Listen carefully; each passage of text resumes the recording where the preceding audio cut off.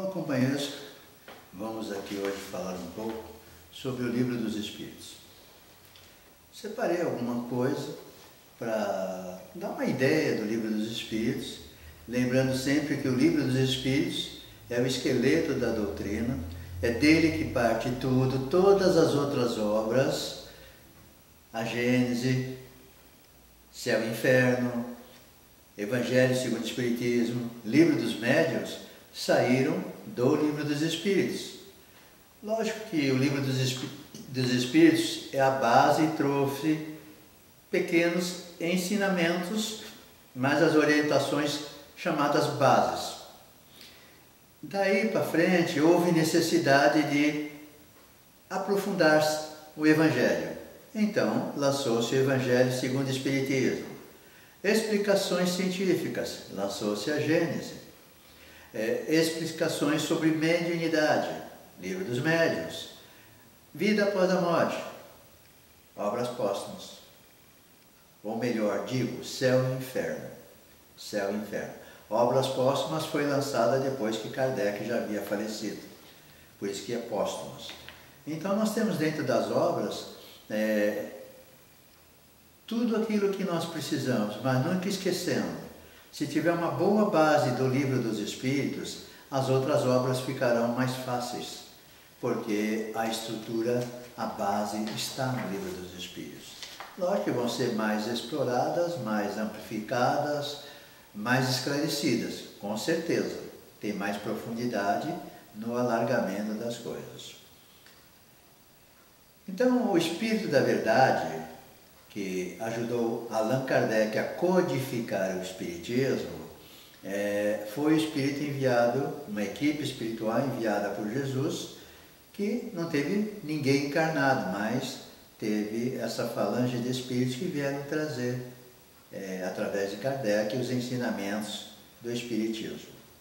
Então, eles pediram que Kardec, quando fosse fazer o início do livro, que ele pusesse o ramo da parreira, que é justamente esse daqui que vocês estão vendo.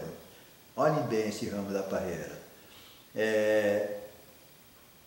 Ele foi colocado no cabeçalho do Livro dos Espíritos, pedido pelo Espírito da Verdade.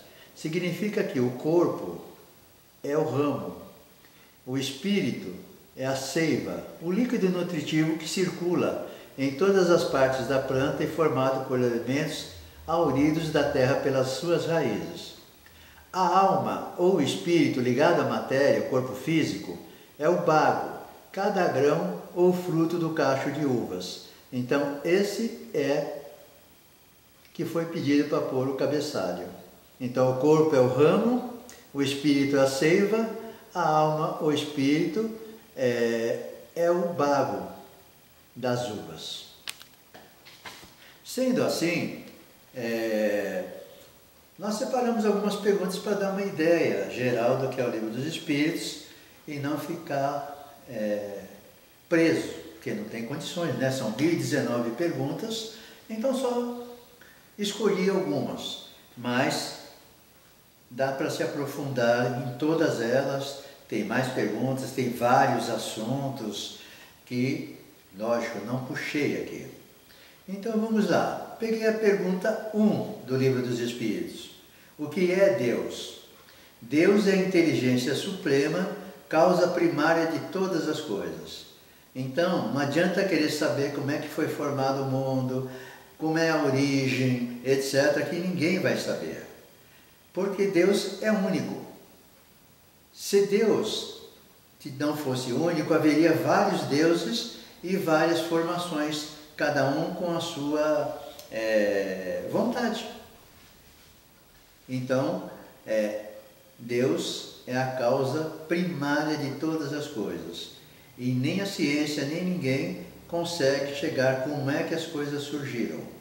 Há hipóteses, mas a determinação não, porque se houvesse a determinação, várias pessoas estariam criando várias coisas. Então não dá para ser. A pergunta 85 pergunta: há demônios no sentido que se dá a essa palavra? A resposta: se houvesse demônios, eles seriam obra de Deus. Deus seria justo e bom, criando seres infelizes para sofrer eternamente? A palavra demônio não significa a ideia de um espírito mau, a não ser no seu uso moderno, porque o termo grego, daimon, de que ele deriva, significa gênio e inteligência, e foi aplicado sem distinção aos bons espíritos e aos maus espíritos. Então, no popular ficou que demônio é um espírito ruim. Somos nós. Quantos de nós não fazemos judiações? Escravizamos pessoas e uma infinidade de coisas. Um patrão que explora os seus empregados, que faz tudo por ele, mas não faz nada por esse empregado que mantém a sua família. Então, existem várias coisas que, dependendo do grau da crueldade que é feito, da ambição desmedida que cabe ao industrial, a várias pessoas, teoricamente nós podemos dizer, ali está um demônio que destrói famílias, corações, sonhos, desejos e ambições. Então são essas coisas que nós devemos pensar. E no plano desencarnado, os espíritos ruins, imperfeitos como nós, inferiores, eles usam e abusam do poder até que Deus o convoca para a reencarnação. Então, ele pode ficar lá um monte de tempo, 100 anos, 300, 400, 1000 anos, vamos supor, sem número fixo, mas dá uma suposição. Mas chega uma hora que ele é convidado a se arrepender, e não se arrependendo, simplesmente põe ele em reencarnação compulsória.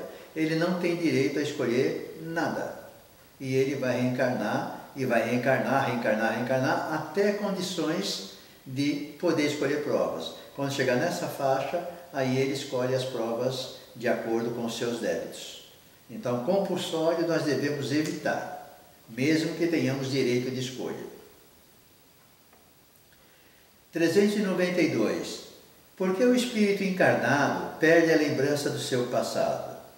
Resposta: o homem nem pode, nem deve saber tudo. Lógico que não pode. Vai saber que ele matou, que ele roubou, que ele fez crueldades, fez um monte de coisa que está na sua lista de devedor? Como é que nós ficaríamos sabendo isso daí, conhecendo isso daí? Outra coisa, ao estarmos aqui reencarnados, nós temos tendências.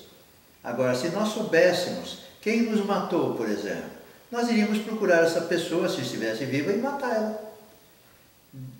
Totalmente dente por dente, olho por olho, dente por dente. Nós não podemos fazer isso. Isso é no Antigo Testamento. No Novo Testamento de Jesus é perdão, é união, é fraternidade. Então, quer dizer, o esquecimento do passado é uma bênção para nós, porque nós podemos conviver com as pessoas dentro do próprio ramo familiar, não dos parentes todos, daqueles que convivem na mesma casa. Imagina se 3, 4 pessoas que moram juntos, ou o próprio casal só soubesse um que fez pelo outro em várias reencarnações. Não teriam condições de viver. Jamais teriam condições de viver, porque queriam dar o troco na mesma moeda, já seria totalmente antagônico. Então, o preparo que se faz com o casal, às vezes, é que eles se conheçam, que eles namorem, e muitas vezes eles se casam porque querem se casar e não avaliam essas coisas que facilitariam um pouco a convivência. Então eles vão, quero casar, não quero ficar solteiro. Muitos querem sair de casa porque os pais prendem muito, etc. E por diante, uma série de coisas que pode resultar um mau casamento já de início, ou aqueles que com o tempo podem se degradar se houver principalmente influência de familiares, de terceiros dentro do casal, ou com o nascimento de um filho, que alguém seja mais afim desse filho e o outro se sinta largado. Então uma série de coisas pode acontecer, e mesmo esse filho que vem traz o esquecimento do passado também, ok? A pergunta 702. O instinto é conservação de uma lei da natureza? Sem dúvida que o instinto de conservação, todos os seres vivos o possuem, qualquer que seja o seu grau de inteligência. Lógico, nós temos que conservar o nosso corpo físico, a nossa morada, e para isso é uma lei da natureza. Esse corpo que nós estamos habitando, ele nos dá a chance de evolução, de progresso espiritual, de conquista de um mundo melhor, de um planeta melhor para reencarnar e uma vida menos sacrificante na próxima reencarnação. Então, a lei de conservação é uma lei natural, sim. A pergunta 919 e 919A, formulada e feita por Santo Agostinho, conhecimento de si mesmo. Santo Agostinho nos conta que quando ele começou a entender e realmente melhorar e corrigir muitos erros que cometia durante o dia, e em vida foi reconstruindo muitas coisas, foi que à noite ele chegava, quando ia deitar para dormir, ele fazia um recolhimento, que a gente fala hoje de meditação, reflexão, qualquer coisa nesse termo, e avaliava os prós e os contras que ele lembrava de ter feito. Os prós não dava orgulho, dava satisfação de ter feito um bom caminho. As coisas erradas, no outro dia, ele tentava consertar com as pessoas que talvez tivessem magoado, ferido, enfim, ter um relacionamento a caminho, aquele que Jesus falou, reconcilia-te, se puder, enquanto estão a caminho, enquanto estão vivos. E Santo Agostinho, então, quando chegou a ter essa fórmula legal dentro dele, conhecimento de si mesmo, ele ficou muito mais tranquilo, lógico, errou menos, porque pensava mais, ganhou bom senso, sabedoria. A pergunta 614.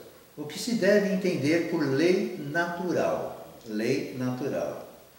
Resposta. A lei natural é a lei de Deus. É a única lei necessária à felicidade do homem. Ela lhe indica o que ele deve fazer ou não fazer. E ele só se torna infeliz porque dela se afasta.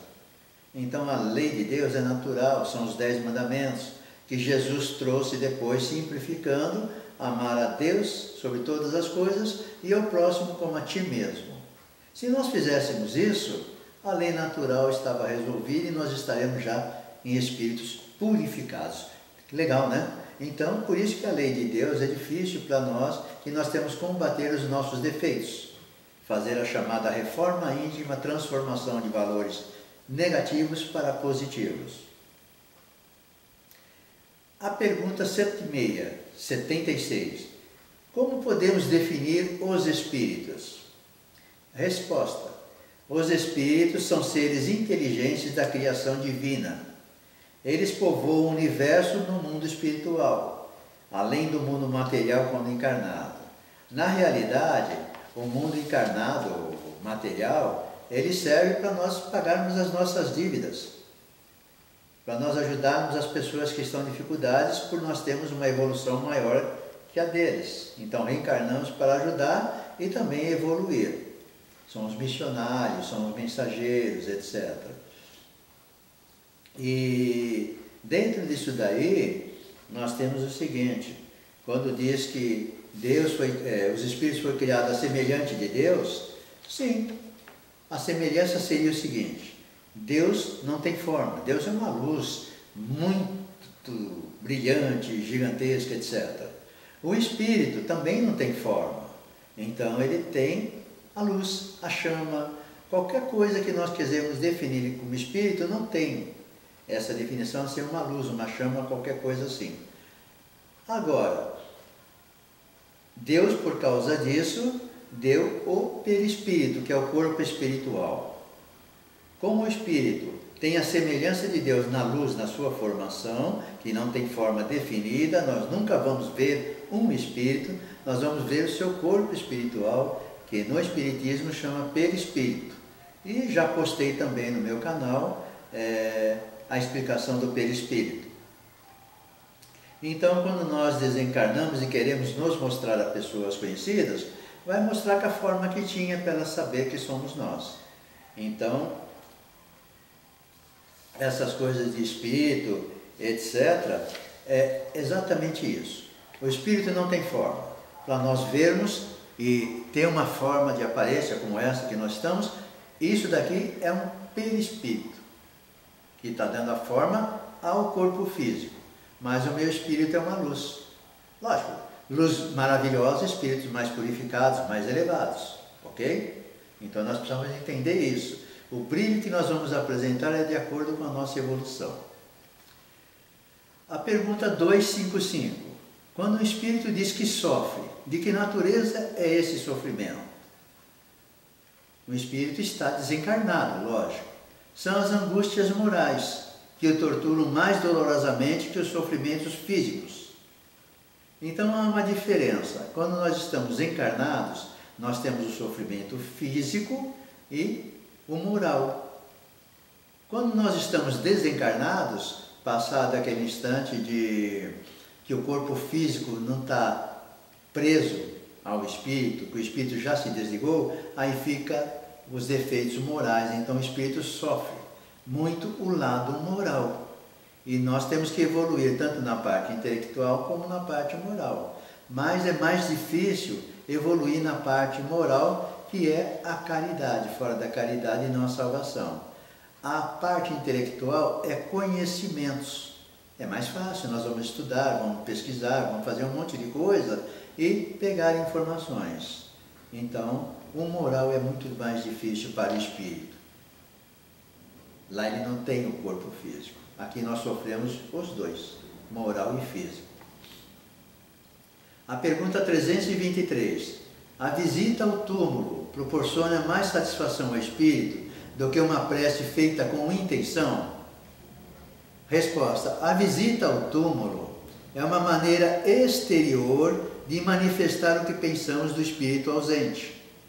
Já vos dissemos que é a prece que santifica o ato de lembrar. Pouco importa o lugar se a lembrança é ditada pelo coração. Então não adianta visitar o túmulo, principalmente no dia de sofrimento, dia de finados. Tudo é mais caro, é fila, é isso, é aquilo. E muitos espíritos estão ali, às vezes os familiares não foram, eles estão tristes. E muitos que estão ali foram obrigados pelos familiares a comparecer no dia 2, no dia dos finados. Então isso desagrada ao espírito, porque sabe que a pessoa ali está obrigada. Agora essa pessoa que foi obrigada a estar ali, se ela ficasse em casa e fizesse uma prece de coração, pedindo pelo ente querido, essa seria valiosa muito mais do que a presença lá no túmulo. Agora aqueles que vão ao túmulo e vão com o coração, lógico, está fazendo uma forma mais profunda, talvez para o espírito que é apegado a essas coisas. Porque, na verdade, o espírito precisa de prece, precisa de amor, precisa de carinho nosso, que nós convivemos com eles. A pergunta 484. Os espíritos se afeiçoam de preferência a certas pessoas? Resposta: sim. Os bons espíritos simpatizam com os homens de bem, ou procurando se melhorar. Os espíritos inferiores se simpatizam com os homens viciosos ou que podem viciar-se. Daí o seu apego resultante da semelhança negativa de sensações. Então os bons espíritos simpatizam com os homens de bem ou aqueles que estão lutando, como Kardec diz no Livro dos Espíritos. Reconhece o verdadeiro espírito, o verdadeiro cristão, pelo esforço que faz para modificar as suas atitudes negativas. Os espíritos bons estão conosco quando estamos nessa atitude. Quando estamos com as atitudes negativas, os inferiores vão estar conosco. Ah, então nós somos abandonados pelos bons? Não, só que nós não damos ouvido aos bons. Nós ficamos presos aos negativos. O bom não pode fazer nada, a não ser quando nós nos arrependemos e pedimos ajuda a Deus. Aí eles vêm, nos ajudam a sair desta encruzilhada negativa que nos colocamos mais uma vez. A pergunta 490. O que se deve entender por anjo de guarda?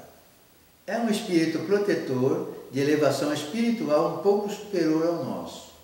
Então, nosso anjo de guarda, ele é um espírito superior um pouco do que a gente. Se ele tivesse uma iluminação muito grande de evolução, ele não poderia ter contato conosco, porque nos feriria, e pela sua luminosidade. E também nós não conseguiríamos entender, captar a sua intuição, a sua inspiração, porque o nível estaria muito distante. Ele aqui, nós aqui. Então, nosso anjo de guarda está mais ou menos aqui, e de vez em quando ele desce para ficar junto conosco. E aí, então, nós temos essa ligação, integração com o nosso anjo de guarda. E o nosso anjo de guarda, perguntam se é escolhido, determinado pelo mundo espiritual, né, da reencarnação.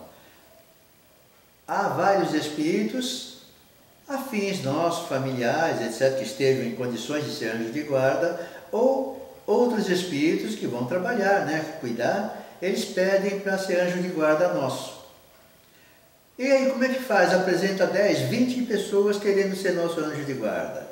Aí cabe aos encarregados da reencarnação e determinação do anjo de guarda ver qual deles vai se adaptar mais com a nossa tarefa que nós vamos fazer, a nossa missão.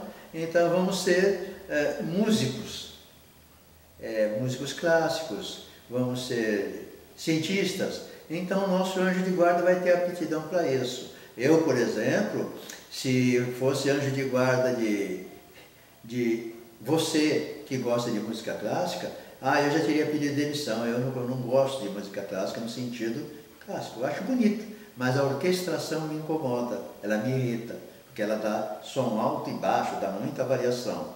Então, cada anjo de guarda de acordo com a missão do seu protegido. A pergunta 647. Toda a lei de Deus está encerrada na máxima do amor ao próximo, ensinado por Jesus? Sim. Se nós amarmos o próximo, nós não vamos fazer mal nenhum a ninguém. E não fazendo mal a nenhum, nós estamos perfeitos. Então isso é importante. Então é difícil? Lógico que é difícil, é muito difícil. Nós não estamos tão elevados para fazer isso. Mas nós podemos melhorar um pouco e ser mais educado, mais dócil, mais tolerante. E se não puder ser amigo de verdade, ser pelo menos o começo do amigo, ok? Começa a escalada do amigo que vai um dia se tornar amigo de verdade, aquele amigo mesmo que fala o que nós precisamos e ouve o que ele precisa.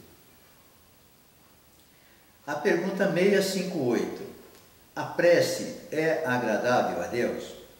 Resposta. A prece é sempre agradável a Deus quando ditada pelo coração, porque a intenção é tudo.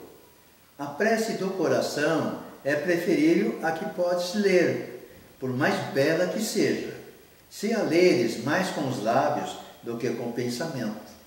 Então a pessoa fala assim, Pai Nosso que estás no céu, diz o quê? Prece de Cálidas, prece isso, prece aquilo, tem várias preces. São bonitas realmente, mas ela não tem o sentido. Então a prece não precisa ser longa, a prece ela tem que ser devagar, tem que ser com sentimentos. Então muitas vezes as pessoas falam assim, você não disse o Pai Nosso. Na verdade nós dissemos, Deus, estou precisando de ajuda. Deus, estou sofrendo muito, preciso de apoio, preciso de coragem, de incentivo. Quer prece mais bonita do que essa, que vem do coração? Ou então, Deus, eu te agradeço muito tudo que fez. É melhor dizer isso do que ficar rezando um Pai Nosso de gratidão. 3 Pai Nosso, Pai, porque você me deste a graça de ser feliz. Não, diga a Ele da sua felicidade. 674. A necessidade do trabalho é uma lei da natureza? Sim, é uma lei da natureza. E por isso mesmo é uma necessidade. A civilização obriga o homem a trabalhar mais, porque aumenta as suas necessidades e os seus prazeres materiais. Essa é a necessidade. Agora, os excessos, os erros que nós cometemos, supérfluo, todas essas coisas, isso não é lei da natureza, não.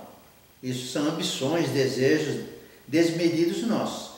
Jogamos tudo no excesso. Todo excesso é condenado. Não se esqueçam disso. Pergunta 767. O isolamento absoluto é contrário à lei natural? Resposta: sim, pois o homem busca a sociedade por instinto e devem todos concorrer para o progresso, ajudando-se mutuamente. O homem deve progredir, mas sozinho não o pode fazer, porque não possui todas as faculdades. Precisa do contato com outros homens. São aquelas coisas que cada um tem uma evolução, cada um tem uma tendência nessa encarnação, científica, filosófica, religiosa, artística, cultural, enfim, seja lá o que for. E então nós precisamos ter esse contato. Como é que nós vamos saber trocar uma lâmpada se nós não formos ensinados? Ah, mas é fácil trocar lâmpada. É fácil porque nós vimos alguém fazer. Nós vimos e a pessoa até explicou para nós. Então é fácil trocar uma lâmpada. Não pode esquecer da escada se ela for alta, gente. E cuidado com a escada se tiver em exorte, tá ok? Então nós precisamos sim.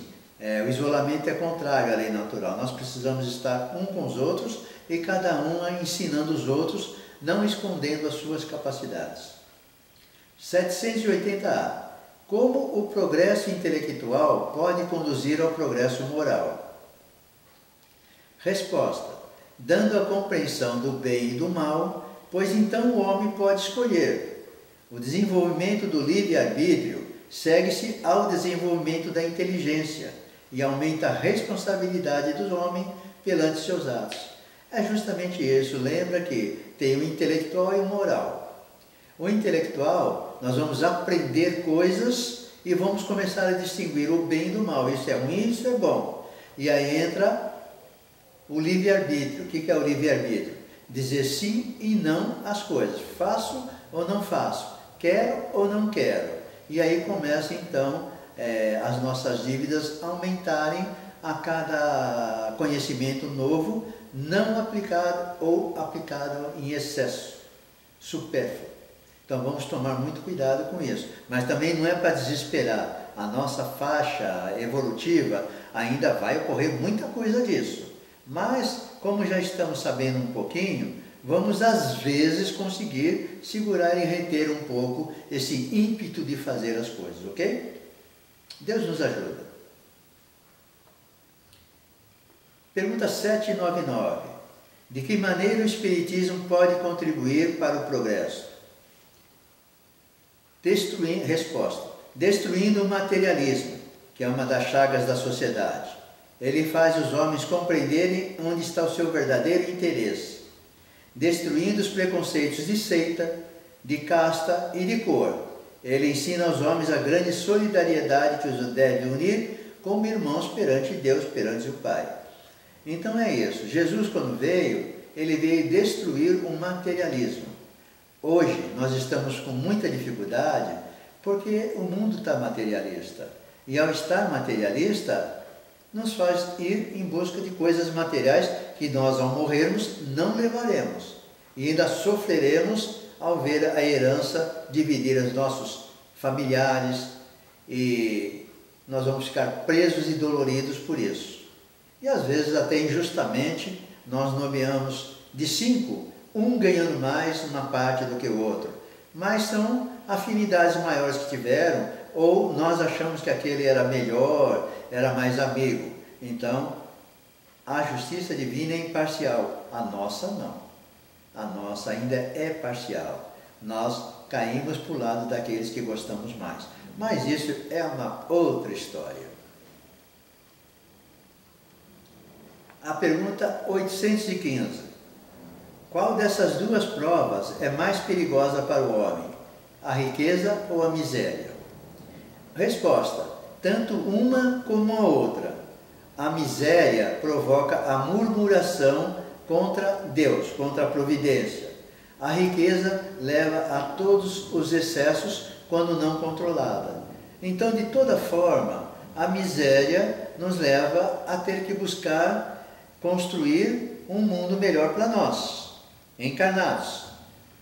E se nós sairmos da miséria e enriquecermos com o nosso esforço, com honestidade, tudo certinho, e não ajudarmos os outros, nós somos mais responsáveis em erros do que aquele que nasce rico. O rico já nasce esbanjando, teoricamente, na maioria. Então ele não conhece a pobreza como nós conhecemos, não conhece a miséria vivida por nós. Porque fala assim, mas a miséria conhece, tem tanta coisa no YouTube, no Google. Não, nós estamos falando da matéria sentida, da miséria sentida, da matéria nossa que sofreu fome, frio, um monte de coisas. Então, esses que saem disso daí e poderiam depois tirar os outros da miséria e não faz, é mais responsabilidade perante Deus do que aquele que já nasce na riqueza. O que nasce na riqueza deveria ajudar os outros. Ok, deveria ser bom. Não faz e vai usar de dinheiro para todos os excessos que pode ser feito, até um ponto que talvez, ele não encontre mais nada que lhe dê prazer. E ele pode tirar a sua própria vida por causa do dinheiro. Então vamos pensar nisso, se um dia nós nascermos ricos ou na miséria. Se um dia estivermos ricos, ajudar as pessoas. Se sairmos da miséria e ficarmos ricos, ajudar mais as pessoas, porque já sabemos na pele o que é a miséria. A pergunta 817. O homem e mulher são iguais perante Deus e têm os mesmos direitos? Resposta: sim. Deus não deu a ambos a inteligência do bem e do mal e a faculdade de progredir através do livre-arbítrio? Deu. Então o homem e a mulher têm os mesmos direitos a Deus. E como já sempre se diz, o espírito não tem sexo. Não pode esquecer isso. O espírito lá não tem sexo. Pode ser visto como homem e mulher, mas viverem até juntos, mas não há relação, porque não tem a carne. A simpatia, afinidade, desejo de construir o bem, etc. É uma série de coisas, até se propor a reencarnar juntos numa nova reencarnação para pagar débitos, até um com o outro, com filhos, com a sociedade, enfim. Então o homem e a mulher perante Deus são iguais. A pergunta 858. Os que pressentem a morte geralmente a temem menos que os outros que não pressentem? Por quê? Resposta: é o homem que teme a morte, não o espírito. É eu, Walter, e não o meu espírito que teme a morte. Aquele que a pressente pensa mais como espírito do que como homem. Ele compreende a sua libertação e a espera. 880. Qual é o primeiro de todos os direitos naturais do homem? O de viver. Ninguém tem o direito de atentar contra a vida do semelhante ou fazer qualquer coisa que possa comprometer a sua vida. Não é só matar a pessoa, é tirar os seus sonhos, deixar inválido de alguma forma, torná-lo incompetente, incapaz, enfim. Isso já é destruir a pessoa. Então nós não temos o direito nunca de tirar a vida de alguém de qualquer forma. Então o único direito que nós temos, direito natural, é o de viver. A pergunta 902. É repreensível cobiçar a riqueza com o desejo de praticar o bem? Vou repetir essa pergunta. É repreensível cobiçar a riqueza com o desejo de praticar o bem? Resposta: o sentimento é louvável sem dúvida quando puro dentro das nossas imperfeições, ok?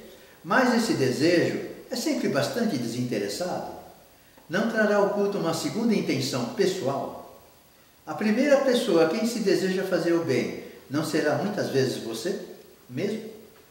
Então, querer ganhar na loteria, enfim, ter dinheiro. Eu vou ajudar pessoas, eu vou fazer isso, eu vou fazer aquilo, eu gostaria de ter dinheiro para montar uma creche, um asilo, e essas coisas todas que todo mundo pensa. Quando nós ficamos ricos, ganhamos na loteria, ou ricos, herança, enfim, alguma coisa, muito dinheiro, nós vamos viajar, nós vamos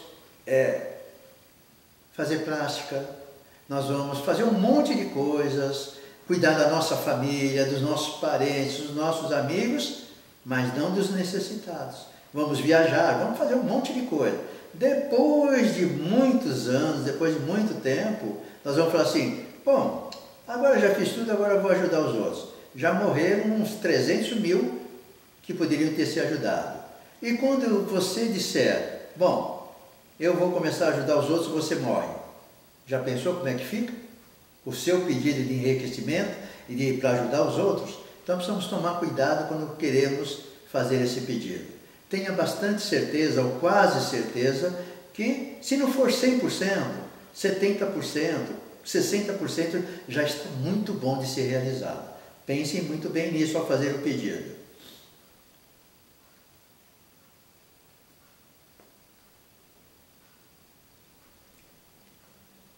A pergunta 913.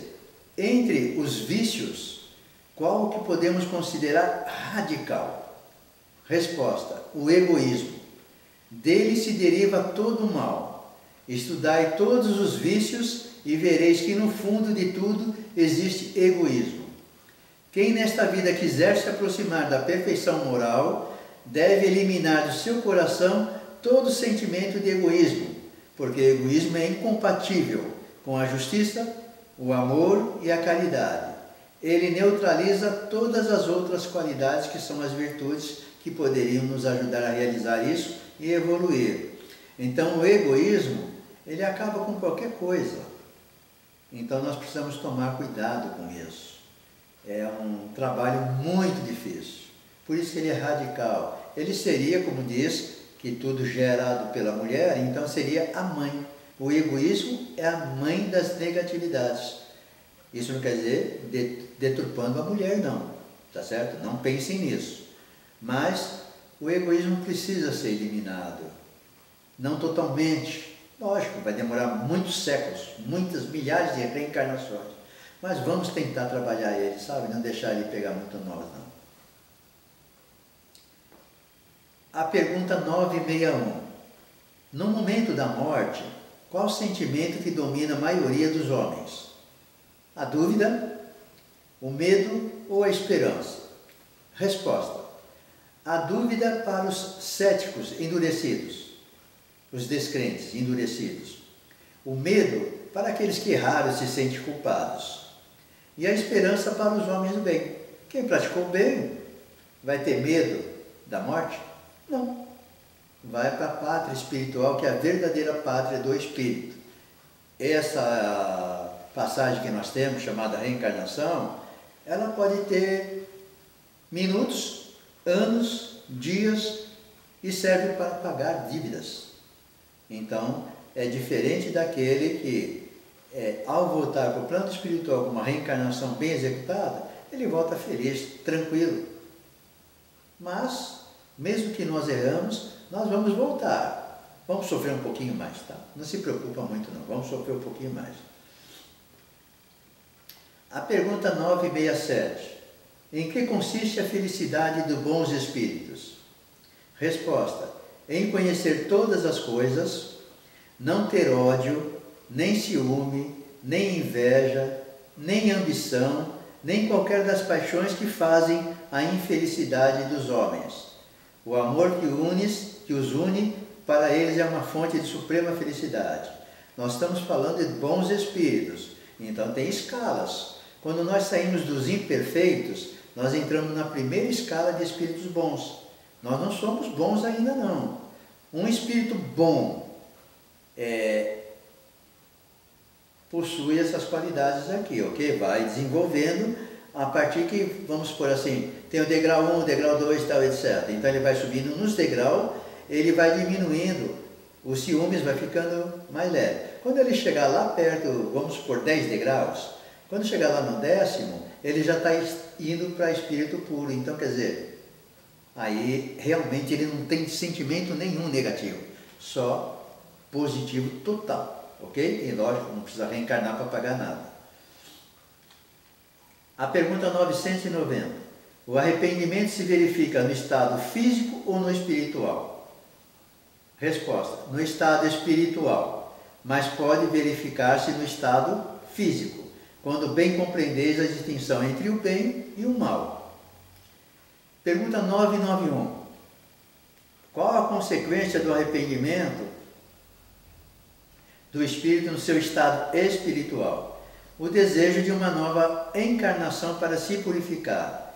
O espírito compreende as imperfeições que o impedem de ser feliz e aspira uma nova existência, onde possa expiar as suas faltas. E aí ele pede para ver os itens 332 e 975 das perguntas, que coloca mais alguma coisa nisso. Então, quando nós desencarnamos e nos arrependemos lá, nós vamos ver exatamente o que nós precisamos corrigir, ok? Então é por isso que o desejo da nova encarnação é muito mais rápido, porque nós estamos lá vendo as coisas erradas que fizemos, né? A 992. Qual a consequência do arrependimento no estado físico, enquanto estivermos encarnados? Resposta: adentrar-se na vida presente. Se houver tempo para a reparação das faltas, quando a consciência reprova e mostra uma imperfeição, sempre se pode melhorar. Lembra que nós citamos Santo Agostinho, conhecimento de si mesmo? Então, a cada erro que nós cometemos, e percebemos e já vamos tentar, enquanto está a caminho, como pediu Jesus, tirar essa inimizade, não deixar ficar ódio nem mágoas profundas, nós já estamos fazendo o trabalho que normalmente deixamos para fazer no mundo espiritual. Isso ajuda muito para nós quando nós adentrarmos ao nosso mundo espiritual. Vamos tentar fazer enquanto estivermos a caminho. A pergunta 998. A expiação se realiza no estado físico ou no estado de espírito? Resposta: ela se cumpre na existência física, corpórea, através das provas a que o espírito é submetido, e na vida espiritual pelos sofrimentos morais decorrentes do seu estado de inferioridade. Então, na Terra, pelas provas que somos submetidos, e morais decorrentes do espírito de inferioridade quando estamos desencarnados. A pergunta 1012. O que se deve entender por purgatório? Purgatório, resposta: dores físicas e morais. É o tempo de expiação. É quase sempre na terra que fazeis o vosso purgatório e que Deus vos faz expiar as vossas faltas. Então, quando nós estamos encarnados, nós sofremos os sofrimentos que nós temos. Certas coisas são justamente para purgar, limpar, sanar muitas coisas que nós temos. Então, o purgatório, ele se dá quando nós estamos encarnados. É o sofrimento da alma, a limpeza da alma, a melhora que nós vamos conseguir. Então, com a expiação das faltas, nós estamos purgando e limpando. A pergunta 1014. O que se deve entender por alma penada? Resposta: uma alma errante e sofredora, incerta do seu futuro, a qual podeis proporcionar um alívio que frequentemente ela solicita ao vir comunicar-se convosco. Aí ele pede, quem quiser, ver o item 664. Então essa alma penada, errante, sofredora, ela vem nos procurar, através dos trabalhos mediúnicos, por exemplo, ou através de nós, particularmente, às vezes sentimos a aproximação de alguma coisa. Quem tem medo já manda embora logo, né? Vai embora, não quero saber de você. E sai fora mesmo correndo. Quem já tem uma certa experiência e está num dia bom, etc., que não está desequilibrado, ele sente, ele conversa, ele pergunta, por exemplo, assim: te fiz alguma coisa, você precisa de ajuda? Mas não é trabalho mediúnico, não pode fazer nada como se estivesse na tua igreja, no teu templo, no seu centro. Não tem nada a ver.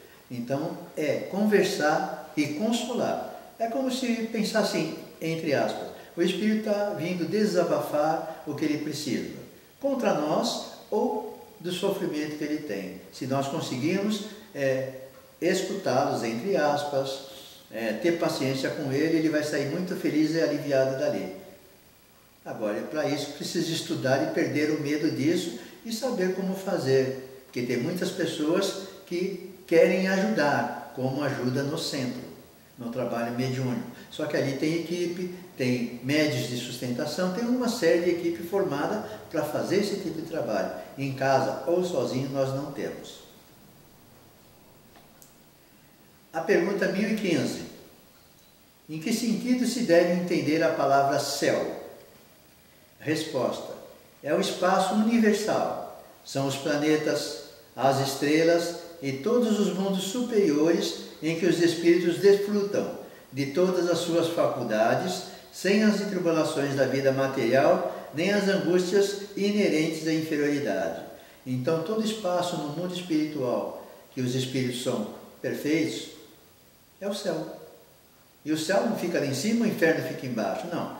O espaço que tem das trevas, umbral e outras coisas, não está aqui embaixo.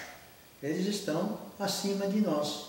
Então é só estudar que vai mostrar a crosta, vai mostrar séries, etapas que tem acima de nós. E a pergunta 1016, nós deixamos por último, disseram alguns espíritos habitar o quarto, o quinto céu, etc. E aí para frente. O que entendiam por isso? Então é simplesmente o seguinte, nós dissemos há pouco que os mundos vão evoluindo. A Terra é provas e expiações hoje. Amanhã ela está indo para a regeneração, é um mundo mais suave do que o nosso. Depois da regeneração, aí ela vai para um mundo mais evoluído, com outro nome que eu não vou saber dizer para vocês. Então essas colocações que tem em várias seitas, religiões, etc., são isso.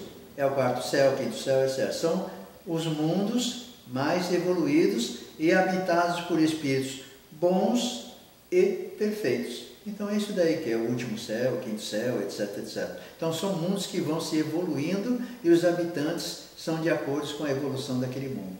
Ok? Então essas perguntas é que eu separei do Livro dos Espíritos e espero que tenha dado uma ideia para vocês, até de curiosidade de buscar estudar o Livro dos Espíritos.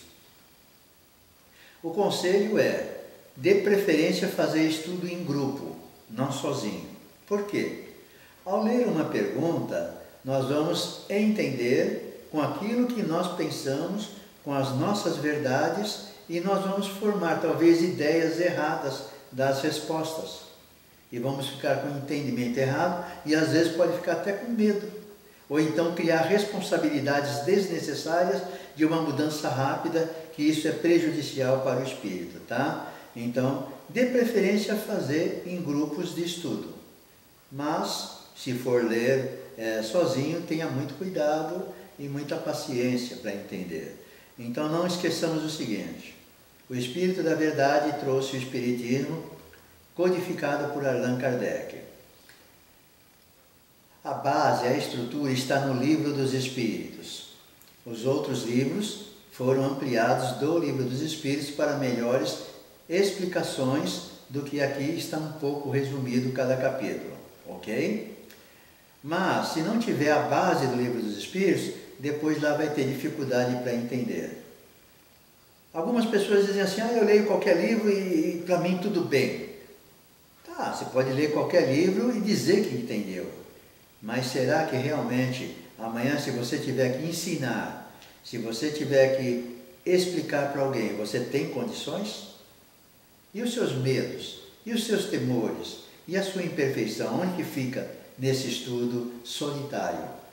Pegando as suas verdades e acrescentando nas respostas. Nós que já fizemos várias escolas, que dirigimos, nós temos dificuldade de entender certas respostas, certas perguntas. Então não é que é mentira, não. A nossa capacidade ainda não dá para entender certas respostas, por mais simples que elas sejam. Então vamos tomar cuidado nisso. Espero que vocês tenham gostado, espero que deu para mostrar um pouco do Livro dos Espíritos, que é fundamental no Espiritismo, e espero que vocês com isso tenham tido sabor, tido o despertamento de procurar entender que o Espírito é eterno. Nós hoje estamos encarnados e vamos viver um tempo X, que é a nossa período de reencarnação para pagar dívidas. ou missionários para ajudar as pessoas, que só não vai nascer espíritos necessitados. Tem que haver instrutores e um monte de coisas boas para nos direcionar no caminho do bem. E, acima de tudo, pensar que nós temos que entender que a vida continua eternamente. O espírito não se acaba.